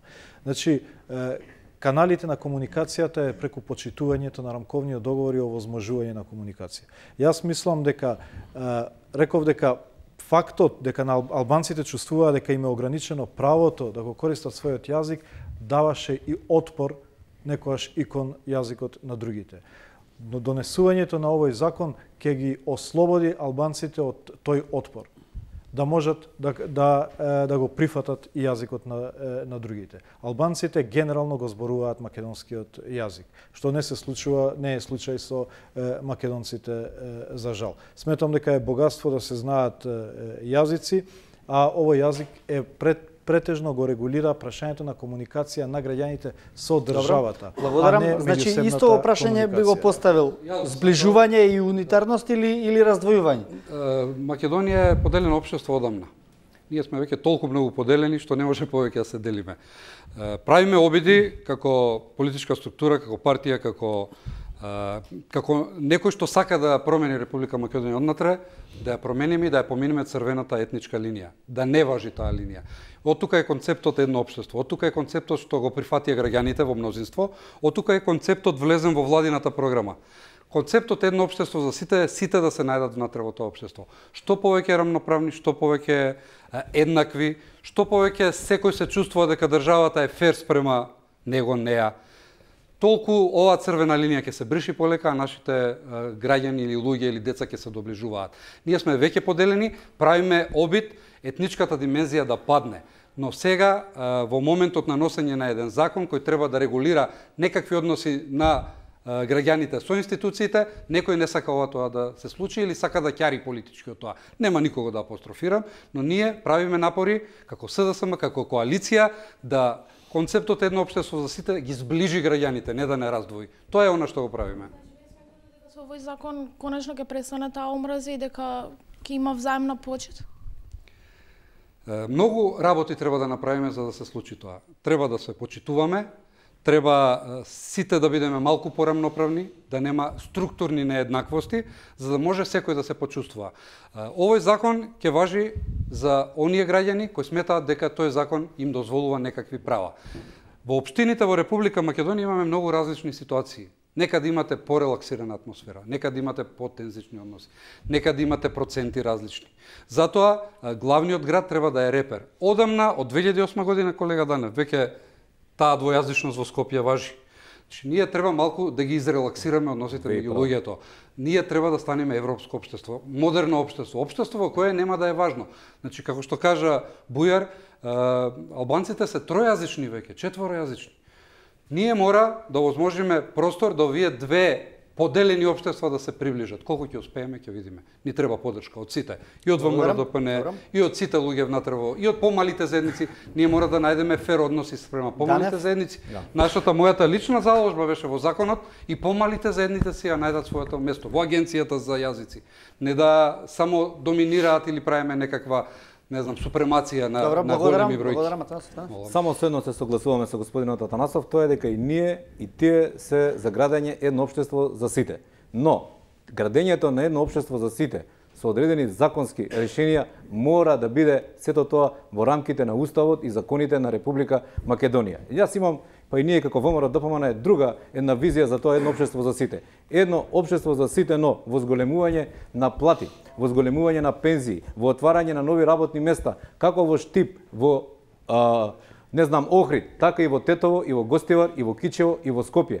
Зголемување на платата на администрацијата, зголемување на платата на професорите, на лекарите. Сето тоа што СДСМ во предизбориите го ветуваше, тоа го заборави. Сега единствена агенда овие 9 до 10 месеци од владењето на ова парламентарно мнозинство е законот за јазици и смената на јавниот обвинител раната есен 2017 година. Едно општество за сите, но со зголемување на квалитетот на живење на сите граѓани на Република Македонија, без разлика, без разлика на нивната етничка припадност. Веќе се менуваат работите, веќе владата може да се пофали, веќе јавно се зборува за и за невработеноста, намалување на невработеноста, и на зголемување на бруто производот. Но тоа, знаете, кога 9 месеци сте во криза и се бавите со опозицијата, со прашања кои требаше да бидат надминати, тоа некако не оди лесно. Инаку придвижување има. Оваа влада, колку што мене ми е познато, нема ни една година, нема ни 12 месеци, а ВМРО-ДПМН веќе жестоко напаѓа дека ништо нема. Па 10 години имаше ВМРО-ДПМН, го видовме концептот. И тоа лицемерно е да кажете дека вие сте за едно општество. Сите ваши политики водат кон исклучивост, кон поделби. Вие, не вие лично, но вашата партија, колега Данев, работеше и инвестираше во поделби меѓу македонците и албанците, меѓу македонците и македонците. Вие инвестиравте, вашите лидери, вашата идеологија беше инвестиција во разлики, во различни групи, во соочување на разликите и избогатување. Напротив, оваа коалиција работи врз сосема друг концепт. Прв пат слушам дека вие сте се залагале за едно општество. Ако е тоа што го правите овие 10 години или 5 години наназад, тогаш не сте искрени. Едно општество за сите, значи, пак ќе ви повторам, веројатно имаме други визии. Отварање на фабрики и работни места во Тетово и во Кичево, како што направи владата на ВМРО-ДПМН, а никогаш не направила влада на СДСМ, и овие 9 месеци не го направила. Дозволете и на владата да работи малку. И отварање на фабрики и во Штип, во Кочани и во Виница, и во Гевгелија и во Велес. Едно општество за сите, значи зголемени плати на сите граѓани на Република Македонија, и во Тетово, и во Кичево, и во Штип, и во Кочани. Зголемени пензии и во Струга, и во Охрид, зголемени пензии и во Делчево, и во Берово. Тоа е едно општество за сите. Да се пофалила, со што се пофалила влада? Со минимална плата, зголемивме минималната плата. Да, поразителни се. Дали е тоа точно? Дали ги решивме стачајците? Дали е тоа точно? Поразителни се економските ефекти. Ги земаат по 7.000 денари. Чи апсолутно не е точно дека владата и СДСМ не работи на интересот на зголемување на економскиот стандард.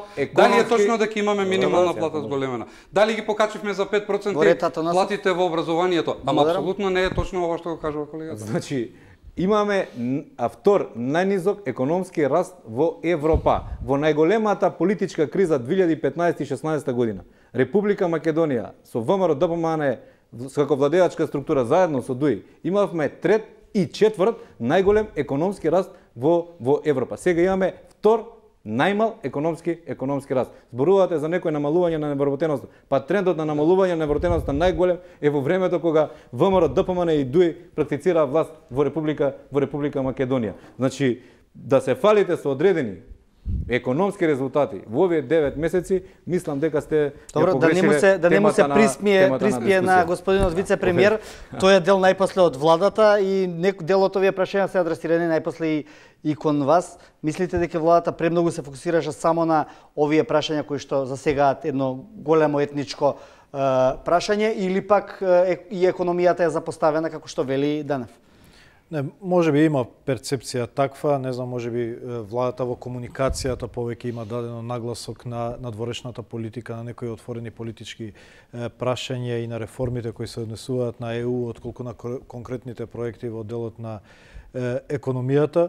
Меѓутоа, сметам дека е рано за да се даде пресек на резултатите на работењето на оваа влада и евентуалните трендови, било негативни, било позитивни, се дели од инерцијата од претходно дел од сегашната контрибуција. Така да во тој дел, во делот на параметрите, се уште рано да се збори за придонесот на оваа влада. Тоа што оваа влада направи е ја врати државата повторно на евроатлантската агенда. Тоа беше најважниот момент. Планот на владата имаше две основни патеки. Прво беше реформите во делот на планот 369, кои што произлегуваат од ПРИБЕ, кои што произлегуваат од Европската комисија и другите препораки, и втората е затварање на отворените политички прашања. Три имаше такви политички прашања кои што ја влечат државата веќе 25 години. Односите со соседите, тука влегува Бугарија и Грција, и меѓуетничките односи, тоа е прашање законот за јазикот. Владата храбро влезе во решавање на овие прашања. Добро, само едно прашање ме интересира. Зошто во ниеден момент владата не го постави како еден од приоритетите реализација на пописот? Бидејќи тоа е прашање за кое што многу се зборуваше, особено што не е изведен веќе толку време. Дали тоа го размислувате и кога тоа ќе се случи? Да, е веќе во разговори во рамки на меѓуинституционалната соработка. Значи, тие документи веќе се движат од една институција во друга институција, секоја давајќи свој придонес и мислење како најдобро да се прави. Сепак кај нас пописот е посебна категорија, бидејќи не е само основа за излекување на параметри за правење политики, туку и го дефинира самиот политички систем во државата, и тука не сме да има грешка. Мислите да се случи онаков кикс како што беше 2011 година? Па, реално да, видите, во другите држави и да има грешка во пописот, тоа може да влијае евентуално во политиките на владата, дали ќе донесе некаква економска политика врз основа на некакви бројки или други. Кај нас политичкиот систем зависи врз основа на тие бројки. И ако нема доверба во тие бројки, ние го рушиме политичкиот систем. Затоа кај нас е посебна операција пописот. Токму заради тие категории граѓани од 20% и така натаму. Ако нема доверба на сите етнички заедници во однос на резултатите од пописот, тоа е страшен проблем за државата. И од тука треба внимателност, треба да се превземаат сите мерки да граѓаните утре бидат убедени. Дали за тоа разговаравте како коалициони партнери, дали е договорена методологијата по која ќе биде спроведен? Бидејќи тоа беше предмет на недоразбирање меѓу Ахмети и Груевски. Имаше одредени разлики тогаш во интерпретацијата на членот од законот во тоа кој треба да се попишува или не.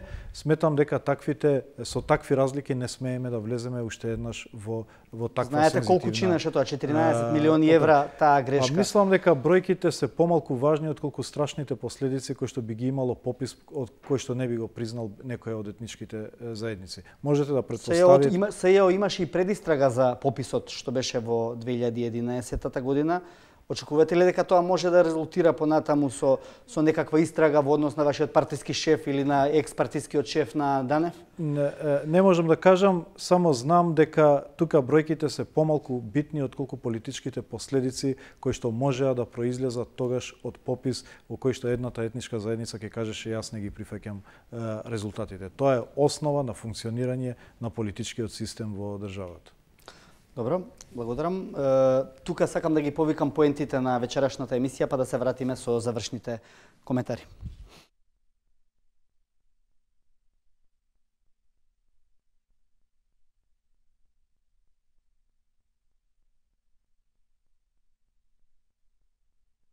Рушат комплетно играта. Значи во носење на закони, во процедури. Сега се сфатиле за еден елемент. Овој закон е закон кој треба да биде поддржан од сите политички партии. Затоа што овој е закон дел од рамковниот договор. Овој е закон за интегративно општество. Овој е закон кој СДСМ го гласаше 2008 година на предлог на ВМРО од ДПМН. Ние не правевме ништо посебно 2008 година. Знаевме дека овој закон е потребен на Република Македонија и овој закон треба да се носи без член за казни. Сега немаме апсолутно никаков проблем со унапредување на јазичните права на одредена етничка заедница. Но Но сето тоа мора да биде во склад со Уставот на Република Македонија и во склад со деловникот за работа во Собранието на Република Македонија. Немојте меѓуетничките односи. Зар не ја научивме лекцијата дека меѓуетничките односи не е соодветното гориво за тоа. Еднаш ви пукна во рака. Ви пукна во рака и сега ево тоа дереже партијата. Зар не ја научивме лекцијата дека има многу други теми каде што може да се докажуваме која е подобра политичка партија? Господин Османи, дали сегашната статус-кво ситуација во делот на политичкиот диалог, бидејќи како што гледаме е закочен, може да биде вовед во една нова политичка криза, мислам, перманентна политичка криза, која може да ги замрси конците во однос на препораката за преговори со Европската Унија, бидејќи тоа е тоа што ние го чекаме во наредните неколку месеци? Па јас еднаш јавно го изразив задоволството што ВМРО-ДПМН е при пресконференцијата после усвојување на законот рекоа дека нема да го попречат процесот на реформите и тоа што денеска го кажа господинот Данев дека се посветени во делот на реформите и кон НАТО и Европската Унија, за мене како вице-премиер кој што инсистира на постигнување на општествен консензус е многу важно и така да свесни на важноста на историскиот моментум, сметам дека сите политички, ниедна политичка партија нема да дозволи да биде причина Македонија да не успее во еден важен историски момент. Извештајот се затвара за 2 дена, некаде на 22 се затвара извештајот за Република Македонија. Ние очекуваме дека ќе биде еден од најпозитивните извештаи од последните 9 извештаи кои ги добиваме и дека ќе добиеме чиста препорака за започнување на преговори, меѓутоа ова се клучните недели и клучните месеци. Имаме уште 10 дена да го затвориме планот 369, ни престојат закони кои што бараат двотретинско мнозинство. Имаме закони кои што можеме да ги донесеме и со 61 пратеник, намерно не ги ставаме за да постигнеме консензус со опозицијата. Ги повикав и јавно да бидеме коавтори на планот 369. Како влада не се обидуваме да држиме ексклузивност на овој процес. Ова се моменти во кои што историјата ќе не цени како политичари, независно дали СДСМ, ВМРО или ДУИ. Новите генерации ќе не проценат ние каков ќе го полагаме тестот оваа година, а ова е таа година. Сум кажал, 2018 ако успееме, ќе ја дели историјата на Македонија на таа пред и после 2018. Ние сме тие што ќе ја правиме таа историја. И Дане во опозиција, и Атанасов, и јас. Од нас ќе зависи се. Добро, Данев, какво ќе се постави ВМРО-ДПМН во наредниот период, особено во однос на овие закони кои што можеби не се спорни од некаков аспект? Ќе продолжам таму каде што господинот вице-премиер застана за историскиот момент и за историска година. Секои 3-4 години се историски на Балканот, но не се, тоа е реалноста на просторите каде што живееме. ВМРО-ДПМН, кога се работи за интересот на Република Македонија, апсолутно никогаш не спречувал развој на македонското општество за добро на граѓаните на Република Македонија. Небулозна е тезата дека ВМРО-ДПМН се повикува за да не ги попречи реформите. Напротив, ВМРО-ДПМН самата влезе во помош на владата, гледајќи ситуацијата и патот по кој се движи оваа така наречена реформска влада, да помогне во одредени сегменти да се подобрат одредени ситуации и да се подобри квалитетот на живот на граѓаните на Република Македонија визави толку најуваните реформи. Инаку кога што се однесува до реформите, документ на влада е на истекот од 9 месеци од оној план 369 дека некаде околу 42% од тој план е спроведен. А ако ги погледнете, ако ја погледнете содржината на тие спроведени реформи, мислам дека тоа е поразително. Не се.